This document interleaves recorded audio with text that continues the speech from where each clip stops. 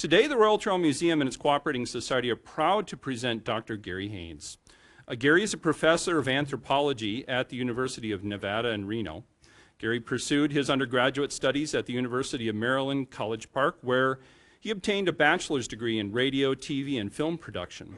After a slight change in career interest, Gary entered the graduate program at the Catholic University of America in Washington, D.C., where he pursued his master's and his PhD degrees in anthropology. For his PhD, Gary studied skeletal assemblages of recent large mammals in order to reinterpret ambiguous archaeological assemblages from the late Pleistocene, such as cases of naturally broken bones that had previously been interpreted as the result of human hunting.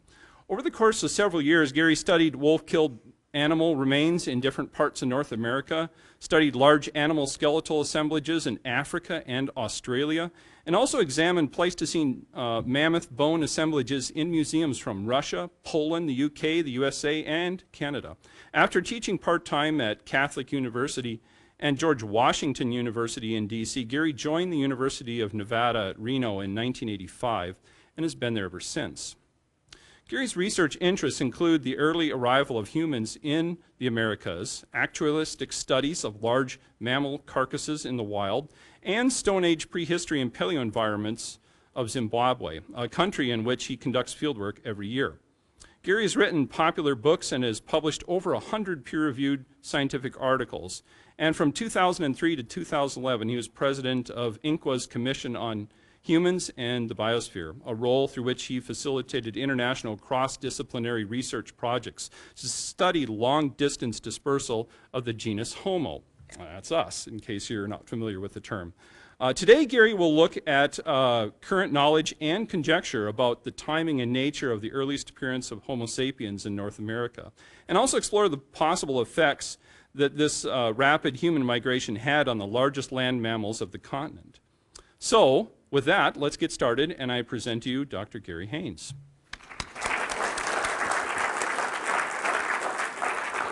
Thank you very much. What I want to do here is first start off giving you my bona fides. So I'm going to try to tell you what my background is in a more graphic way than what you've just heard.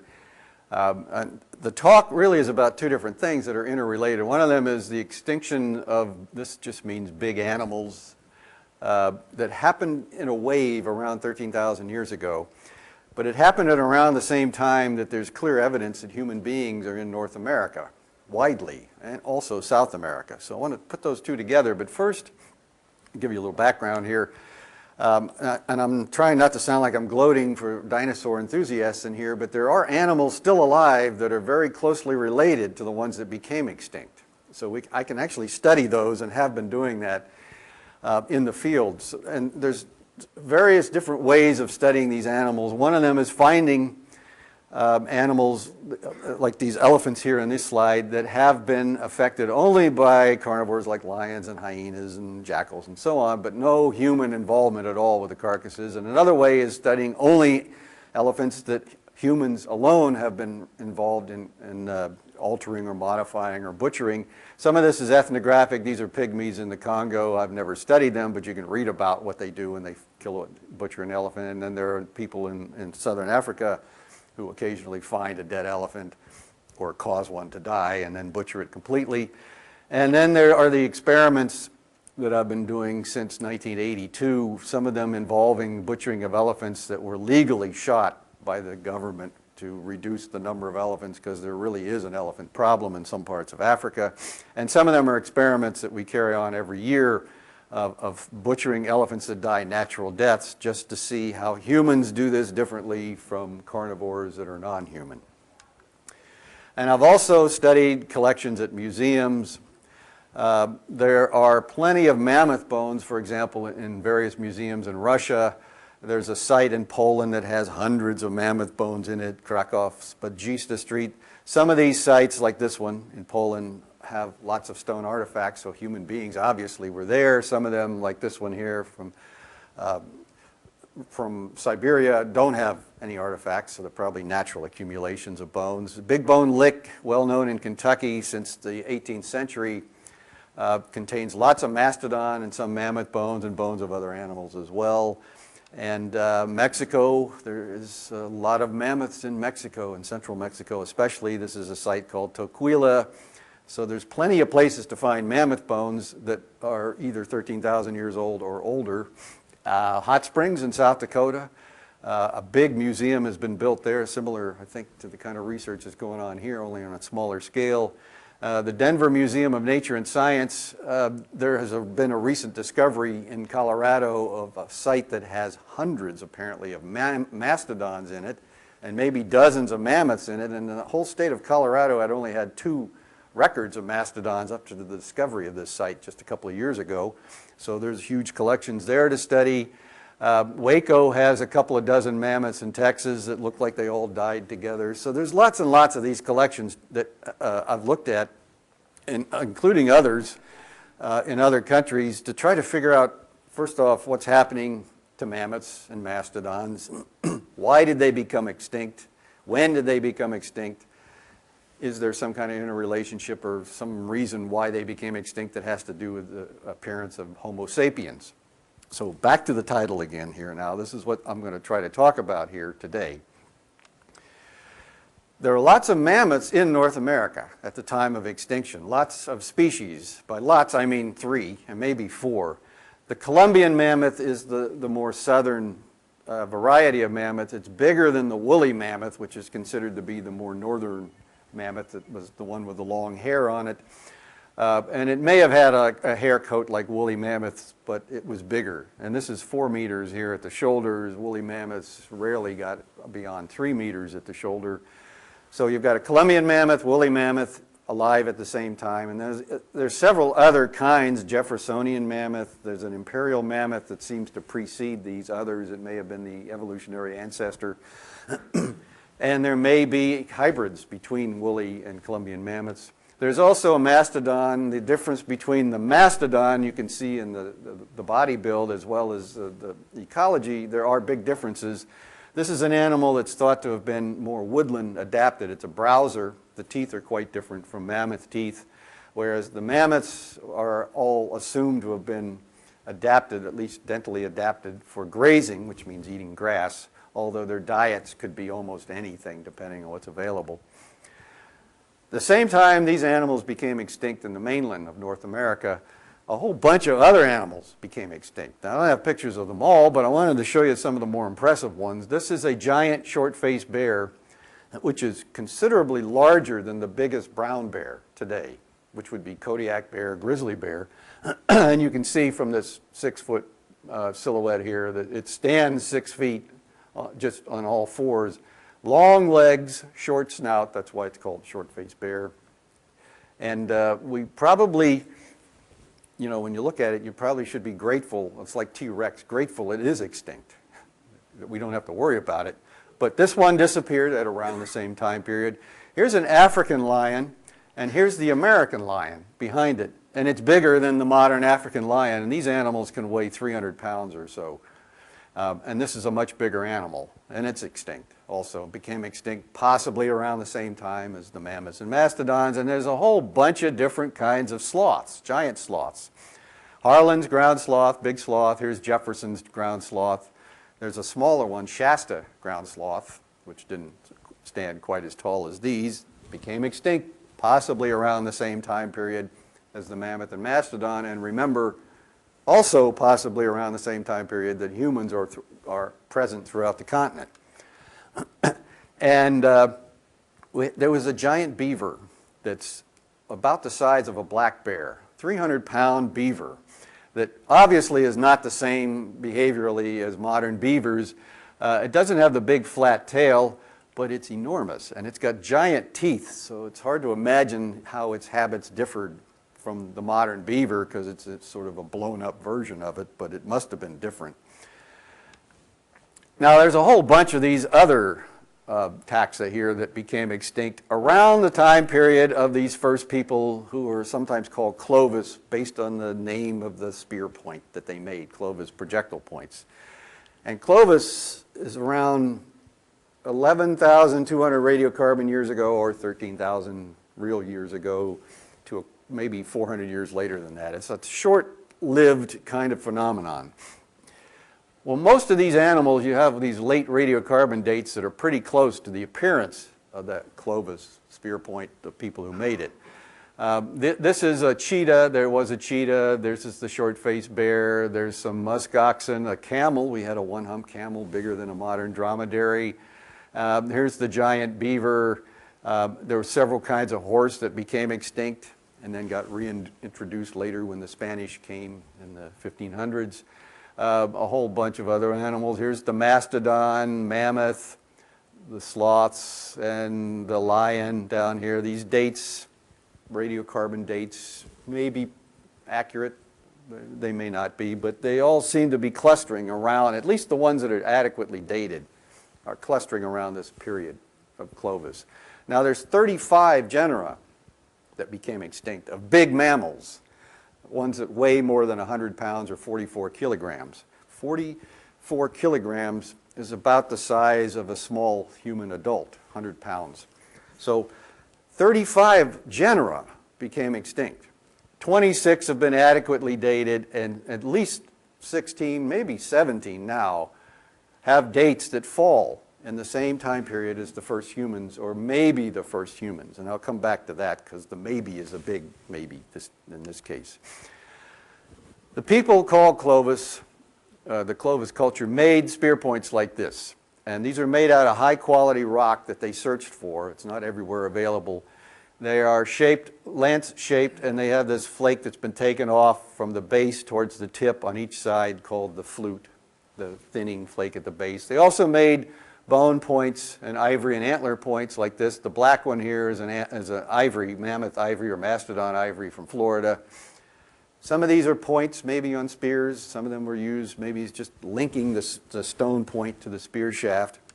And if you find these, and you can find them throughout North America, even up here in Alberta there are variants of these, they share the same characteristic. High quality rock, lance shaped, the fluting or the thinning flake from the base. These are the ones originally found and given the name Clovis from New Mexico. Here's some from Florida. A little bit of a difference, a little bit of waste on it, for example, here. And this is another ivory point fragment. And here's some from Missouri in the United States. Here's some from Illinois. Here's some from Tennessee, some from Virginia, one from Idaho. Lots of similarities, but also a lot of regional variation in them. So they're not all identical. There's some little differences in the spear points, and this is what anthropologists, archaeologists get really excited about, the little differences, between the stone spear points. But there are enough differences in the shapes, could be temporal, could be related to time. People are just changing what they think they should look like, or it could be related to geography. And if you notice the little red dots all over this map, this is where the ones that have been found and reported are located. So they come right on up here into the plains and the high plains, the northern plains, and there's even some up in Alaska. The rest of Canada was under ice. So it's an area that we don't worry about 13,000 to 20,000 years ago because the ice had just begun separating these two great big ice sheets between 14,000 and 11,000 years ago. This is all that was available of Canada to live in, and besides the eastern part. So far more points of these sorts of things found in the eastern part of North America than in the western part, far more of them, and a whole lot of variety. Now we don't know much about whether these people were killing all those big animals that became extinct, because finding kill sites, the skeleton of those animals with one of these spear points, is really hard to do. Now there's several reasons for that. Possibly the bones just don't last on the surface of the ground where they would have been killed, or people split up the animal carcass and took it back to a camp, so there's never much to find, not like a dinosaur skeleton where you have huge bones in some cases, or mammoth skeletons where you can't miss them, or sloth skeletons where it's hard to miss the skeleton, but if people are killing anything smaller than that, maybe we just have missed it or it never got preserved. So not a lot of these points are known. Here's another fact, or factoid to remember. There's only this many of those points in all of North America, and they are assumed to be dated to this 400-year time period. Now, does that mean people were using something else to kill animals? Or there's only 9,000 Clovis people, and they're here making 1 point each and never reusing them? This is a small number, but we also have to remember there's probably a whole lot of them that have never been reported. They're in boxes in some collector's basement maybe, or they just haven't been found yet. We have a few sites that have artifacts and animal bones, a few sites. So we know that most of the time when there are associations of those spear points with animal bones, it's mostly mammoths and mastodons. There's hardly anything else represented, a few horses, a few bison, but it's mostly mammoth and mastodon. As there may be 28 sites that we know of out of 180 that have been dated to this 13,000 year time period that have mammoth, mastodon, and spear points. Everything else really rare to find a spear point or any other evidence that humans had something to do with killing the animal. Most of the time, archaeologists are pretty picky about what they accept as a kill. So the number really is more like 14 that's been accepted widely than 28. And that's a tiny number when you think 35 genera disappeared. How many thousands and thousands of animals must have had to be killed by those spear points for them to become extinct if the people were associated with it, were responsible? So that's a problem. What did they eat? Did they kill these animals, or did they just show up at the time the extinctions were occurring? Well, there is some good evidence that mammoths and mastodons were killed, as I said. And I'll just show you some pictures of some of these. This is a picture taken in the 60s from Arizona at a site called Lehner. There's 13 mammoths here at this site.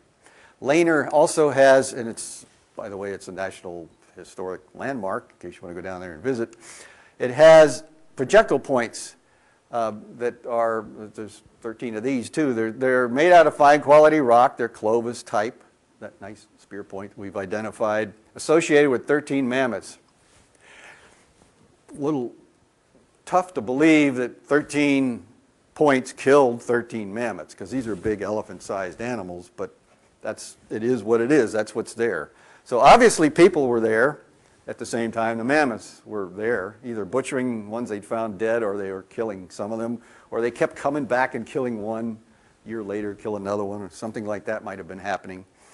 Here's another site, Murray Springs in Arizona. You're looking at the same place. This part right here and this part right here is a mammoth skeleton.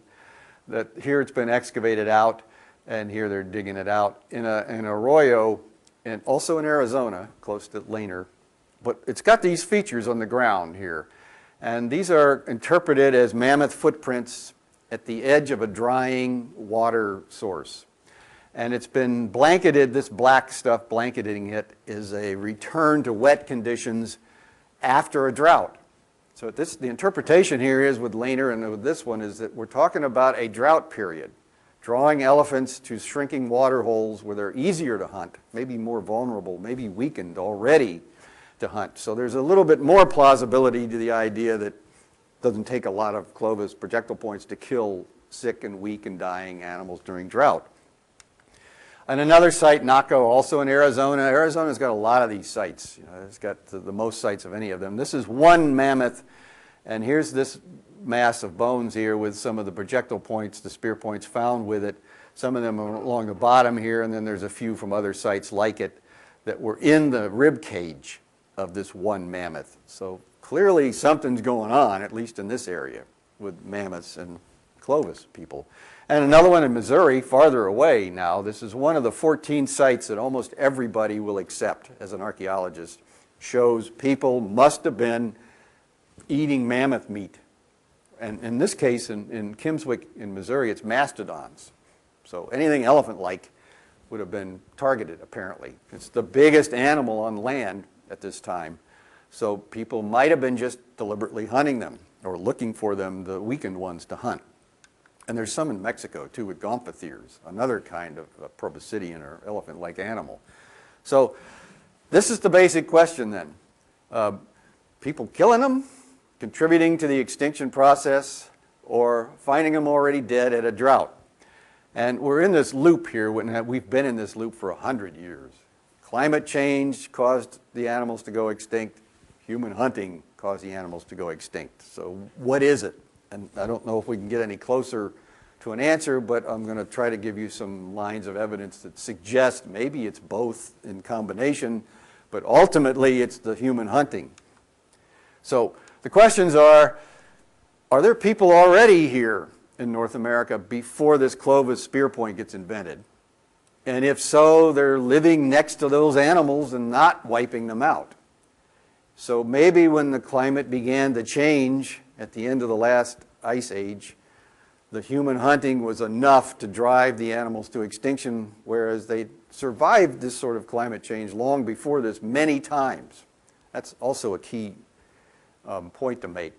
Many times, probably 20 times in the last couple of million years, have climates done this flip-flop, cold to warm, cold to warm. Many of those animal taxa had been here for a lot of that 2 million years. Mammoths for over 1 million, mastodons for longer than that. Horses evolved here for a long time before becoming extinct, and it's all happening around when humans show up widely. Unless the humans were here before that period when the extinction occurred, and in which case you might think, well, then the humans had nothing to do with it. It was the climate alone. But if there are humans here only at 13,000 years ago and not before that, then there's a much closer connection. So apologies for all the words on these slides, but this is sort of trying to phrase this as precisely as I can. Are people the culprit? Added to the climate change, that human hunting was just enough to kill the animals?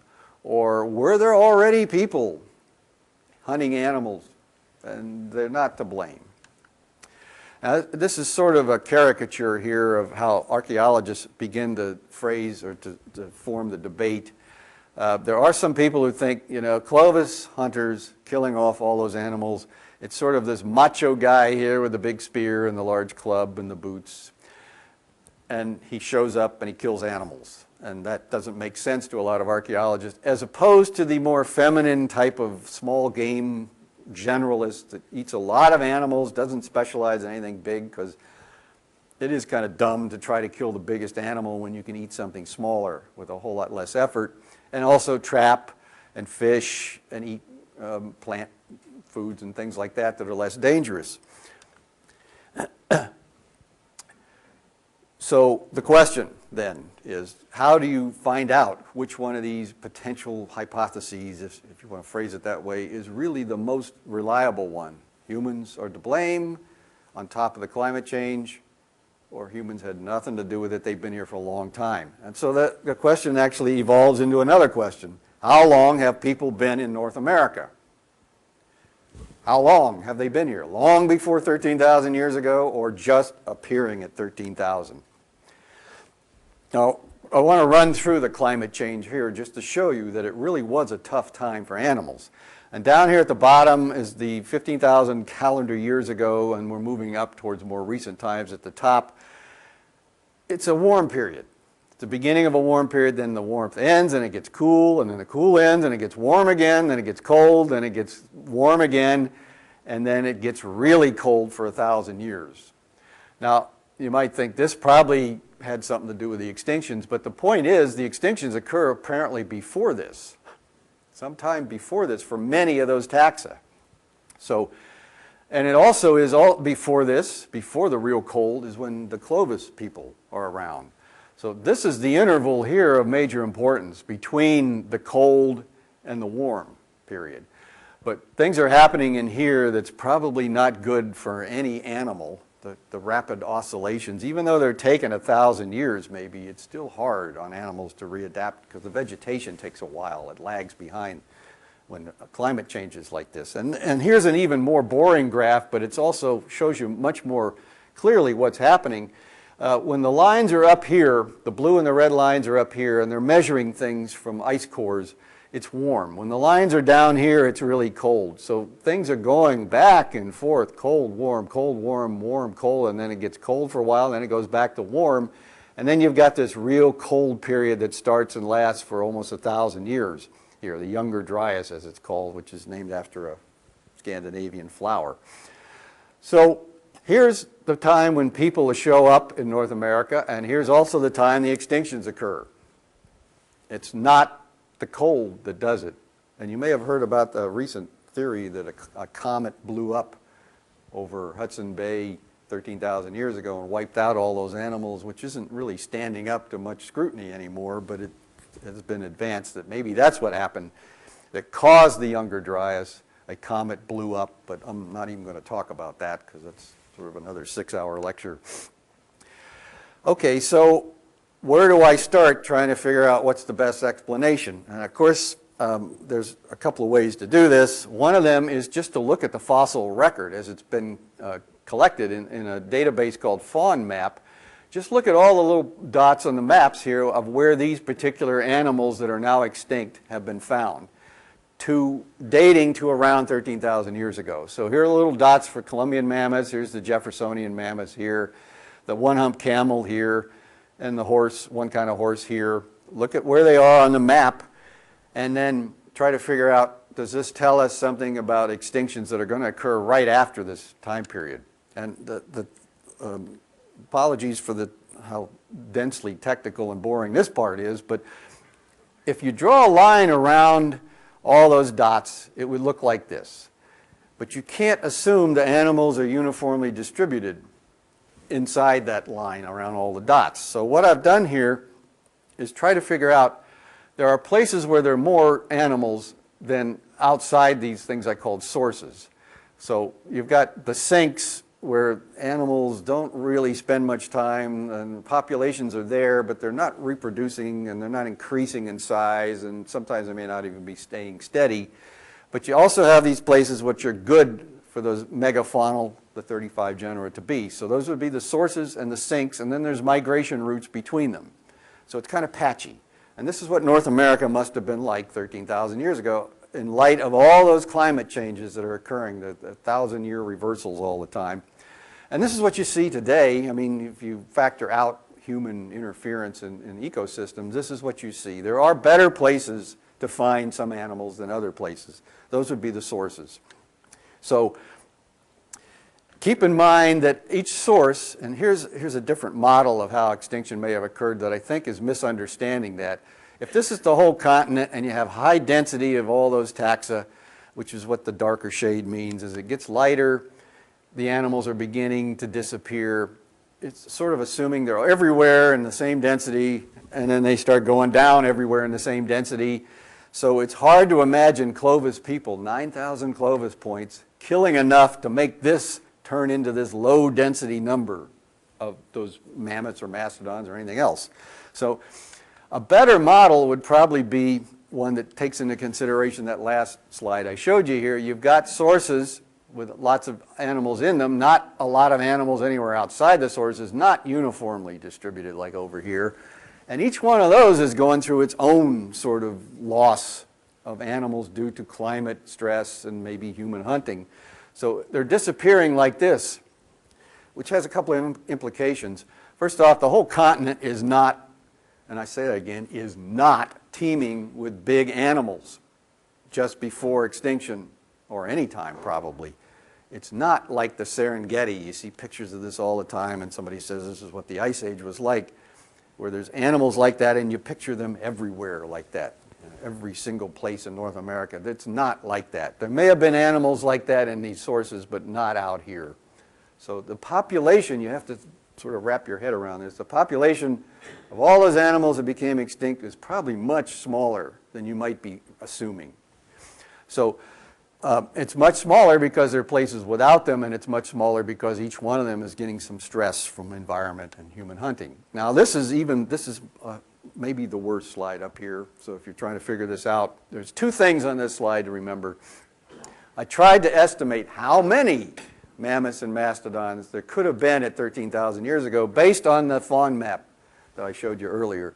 So we got 80 sites of mammoths that date to this period, 13,000 years ago, and there's 174 individual mammoths in the 80 sites. And then mastodon, you got 105 with 145 individuals. And horse, there's this many, and camel, that many. So you got that many sites, and you draw a line around it, and it's that big a part of the continent. So you look at the nearest living relative, the horse, the elephants, how many of them sort of average out per square kilometer or square mile today? How would it look if you had that many square miles or square kilometers, the maximum number available for the whole area based on where these sites are and the line you draw around them is just this many mammoths and just this many mastodons and this many horses. So these are numbers that might be huge levels below what many people assume was present in all of North America. And that's just based on an average density per square unit of land. There's another way to do it too, which is to look at the number of live and dead that you see in modern animal communities today. Biologists use this number, the live-dead ratio, for studying trees or anything else. You count the number of live animals in an area, and you count the number of dead ones, carcasses and skeletons. So it's usually a small proportion of the live population is also dead at the same time, like 1% or 1/10%. So if you use those numbers, like 1/10% for elephants, and that's what it is in elephant range, in healthy elephant range, 1/10% of the total number of live animals can be found as skeletons. And then you multiply that by the number that has been recorded by paleontologists, you come up with a much smaller estimate for each one of these different taxa here than just using the average range. So whatever the number is, it's pretty small. And if you add these together, all four of these, there's only this many for all of North America. Now, obviously, this is really hardly supportable. I mean, this is just grasping at some way of estimating numbers where you don't have much data.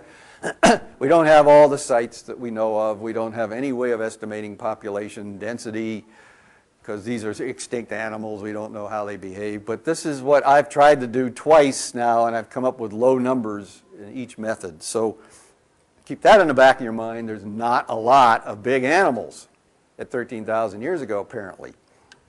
So what's going on with these big animals? We've got these scattered little sources or refugia, the scattered places where the animals are with hardly any between them.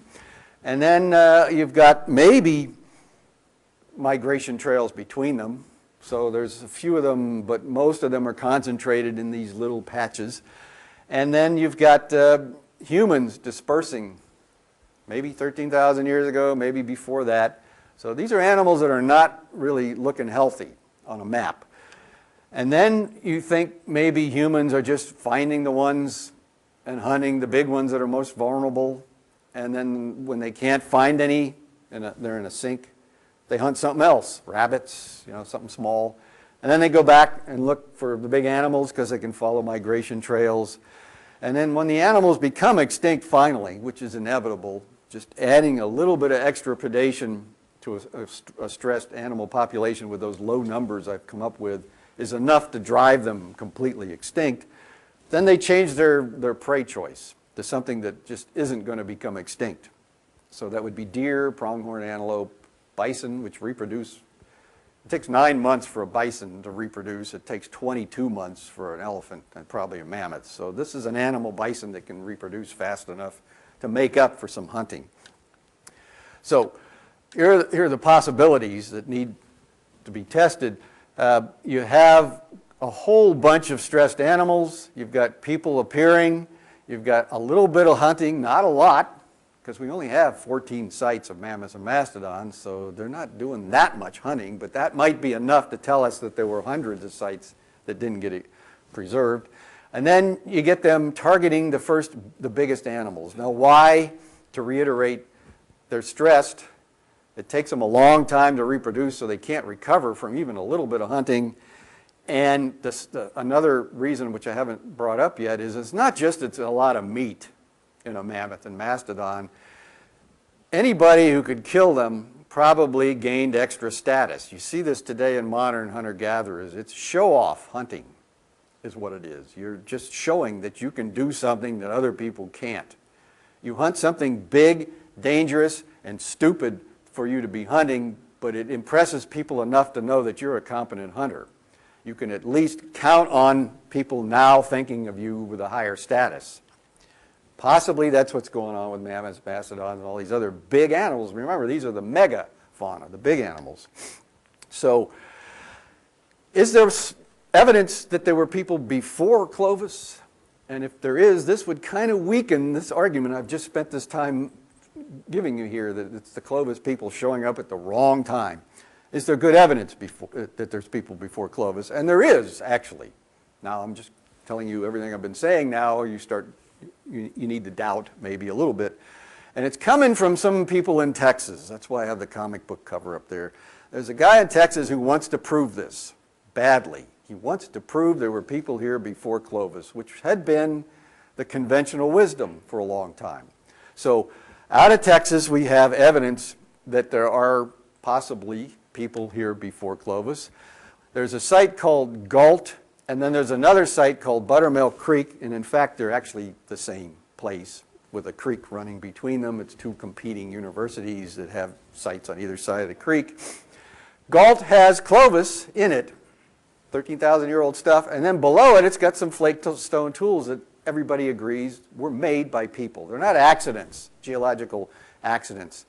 And then Buttermilk Creek, the other side, Texas A&M side, this is University of Texas at Austin. The Texas A&M side has Clovis, or what they think is Clovis. There's no Clovis point in it, but it's the right date.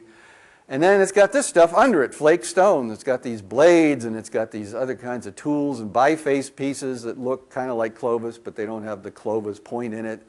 And they've got a kind of date that's not radiocarbon dating, optically stimulated luminescence. They're dating the dirt it's in, and the sand, the particles it's in clay actually, but it's got particles of quartz sand that you can date. And the date is older than Clovis in both cases here. So maybe this site shows there are people here before Clovis, and if there were, for 3,000 years, they're having no effect on those animals that became extinct. So saying people did it may not make so much sense. Here's another example, and this has also been reported by a guy from Texas. There's a mastodon rib here. It's a fragment of a rib with this teeny tiny little point of mastodon bone driven into it, which is interpreted as a spear point made out of bone that's older than Clovis, several hundred years older than Clovis. You might notice how big this finger is compared to the size of that thing, so it's hard for me to accept this as a spear point because it's like a pencil. It's even smaller than a pencil tip. And it had to go through cartilage and skin and hair and then drive down into solid bone in this rib. But it's been published in Science, and we all know science. You can count on science, or not, maybe. And here's another set of sites in Wisconsin. They're called Chesro. It's a bunch of mammoths that have cut marks on the bone that have been interpreted as stone tool cut marks, not somebody's shovel or trowel. And in fact, they may be somebody's shovel or trowel, but they're interpreted as butchered by somebody 2,000 years before Clovis was around. Here's another site that doesn't have any bones in it, but it's in Virginia in a sand dune that's got a Clovis level and then some stuff under it, artifacts, stone artifacts, no bones, but it's a sand dune. You know, stuff may be moving through a sand dune, but it's been widely accepted as proving there's people before Clovis. So let me just summarize this so you know that I don't really have much faith in a lot of these, but to give it a fair hearing, a lot of people do, who are probably smarter than I am. So you've got these Chesro sites in Wisconsin. Here's one of them now with mammoth bones, and it does have stone tools in it besides the cut marks, but they're really ugly. They don't fit at all in this time period. This is modern Homo sapiens making really good stone tools that nobody would mistake for accidents. These are pretty cruddy looking things. And you certainly could never have butchered this mammoth with them. So maybe they're intrusive from a later level, just trickled down, or maybe this is what people were making before Clovis. There's also a site in Oregon in the Pacific Northwest called Paisley Caves that has, and apologies before lunch showing you this, but it's human coprolites, feces, human feces that have been preserved. at a level that's apparently 1,000 years or more older than Clovis. Now, there are people who looked at this stuff and they found DNA of humans in it, and they also found DNA of dogs in it, and they said it's humans eating some different kinds of meat, dog meat and things like that. And then a specialist in studying coprolites, human coprolites, looked at it and said that's definitely not human. So once again, I'll leave it to you to decide. It's supposedly older than Clovis. It is definitely a coprolite, but is it human or not? Maybe it's not, but if it is, it proves people were here before Clovis and had nothing to do with the extinctions. And then here's something that isn't archaeological. There's a couple of sites that have been tested, New York State and Indiana, that contain the evidence of the existence of a spore, a fungal spore called Sporomyella, which exists in high quantities and densities, high densities in megafaunal dung that you would expect to find deposited around water holes like this one here in Zimbabwe in Africa, where the animals come and defecate and then this fungus grows. The spores start growing into a fungus. And you find a lot of it in old tested sediments in these two places, and it begins to get rare around 13,000 years ago, or maybe a little before that. And the reason that's put up here in the pre-Clovis set of slides is that it looks like there was a lot of megafauna in these old lakes that were tested because there's a lot of this dung spore, and then it disappears 1,000 years before Clovis. Before Clovis. It doesn't disappear around the Clovis level, it's before Clovis. So here's another bit of evidence that could show there's people killing those animals or climate killing those animals before Clovis. So step back and imagine the climate changes, effect it's having on vegetation, which is also having an effect on the animals. And you get this low density predator. It's not killing a lot of animals, but remember there's not a lot of animals to kill. And it's added to the kind of high stress mortality that's already going on. Oops, got past that one too fast. It's just that there's so few sites that show us this evidence. So we're in that stage now of finding out, is this good argument that there's pre-Clovis people who had nothing to do with extinction? Or are we getting to the point now where we can narrow it down? Clovis had everything to do with the extinction. So once again, this is a summary here. This is the evidence for pre-Clovis. The Chesro mammoths, the sites with the Sporomyella dung, fungal evidence. There's this Manus mastodon from Washington State that may have a bone point in it dating before Clovis. So maybe there's good evidence that everything is happening before Clovis. Clovis has nothing to do with the extinction. However, there's conflicting evidence. Now, before I confuse you even further, I'm going to be ending here pretty soon, but there is conflicting evidence that makes everything I've just said in the last few minutes less reliable. If you go to La Brea and you look at this one animal here, the dire wolf, a type of wolf that's also extinct now, a little bit bigger and heavier than the modern wolf. And you look at this period 23,000 years ago where you can find bones in the level in La Brea tar pits. That's when they're clearly stressed. This is an animal that would have been a meat eater. It's running out of meat is what it's doing at 23,000 years ago, because all the big things, the megafauna, is just reduced in number very seriously 23,000 years ago. So you get really good evidence of that. They're smaller than they will be later and were before this. Their teeth are broken and worn. That means they're eating more bone probably than they would like to, and instead of having more meat to eat and then giving up when they get to the hard bone, they just eat the bone. So they're breaking their teeth, and they have the evidence of stress, dietary stress, at 23,000 years ago. Not 13, but 23,000 years ago. Then you go to the levels at La Brea tar pit that are 13,000 years old, right at extinction, right at the appearance of Clovis. The dire wolves are happy, fat and happy. They're not running out of meat. They're not running out of prey animals or scavenged animals. It's in this warming stage before the Younger Dryas. So It's that period when the extinctions of at least 16 of the 26 adequately dated genera are occurring, and they're happy. They don't break their teeth. They're growing big again. They're recovering. The megafauna that became extinct looks like it's also recovering, and there's different parts of the United States anyway where there's evidence to support this. Megafauna is getting in better shape 13,000 years ago than it had been before this, right before extinction. Now that doesn't make any sense at all if you're talking about climate stress. So the bottom line of all this is you got to come up with some sort of concluding set of slides. So it's what many people are now converging on, the idea that it's both climatic stress leading up to the first people hunting the megafauna. So you have this kind of foreshock, which could be lasting thousands of years, where the megafauna is just suffering. They're just running out of places to live and food to eat, and populations are going down, and they're breaking up into these little small subpopulations, and gene flow is reduced, which is not good evolutionarily speaking. And then you get pre-Clovis or Clovis, whatever, 1,000 years or so, maybe, based on the Sporomyella evidence, which is about 1,000 years before Clovis, that a little tiny bit of hunting was all it took on top of all this serious stress.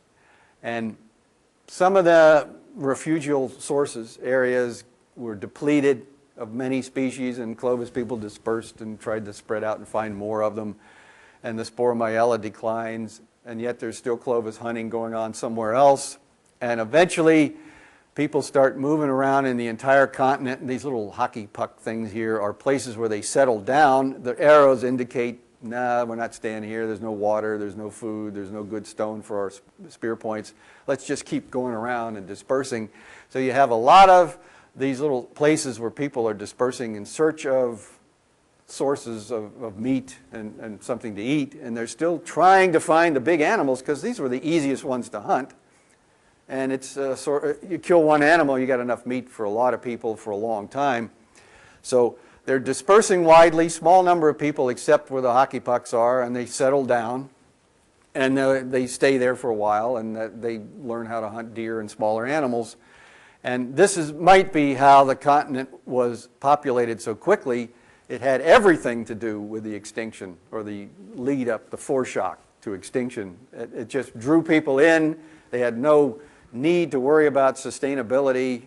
They didn't worry if they were killing the last animal, which many people now do worry about. Are they killing too many? They didn't have to worry about it because they're always looking for more. So what we have at 13,000 years ago, and I know I haven't solved the problem, but what we have 13,000 years ago is extinctions, and it looks like every time a new radiocarbon date is run on an inadequately dated taxon that became extinct, it ends up 13,000 years ago. So anything that became extinct 30,000 years ago, according to the literature of 20 years ago, has been redated. It'll probably end up surviving to 13,000 years ago. So we're not talking about long, drawn-out extinction. It looks like it's really there at 13,000 years ago. We also have the firm establishment of Clovis people because they're everywhere in the continent, and then they begin to settle down and evolve in different cultures and different spear points and eat different foods now. And that's what happened 13,000 years ago, at least in the view of a minority of people, which would be me, probably alone. So that's it. Anybody have any questions? I'll be glad to answer them.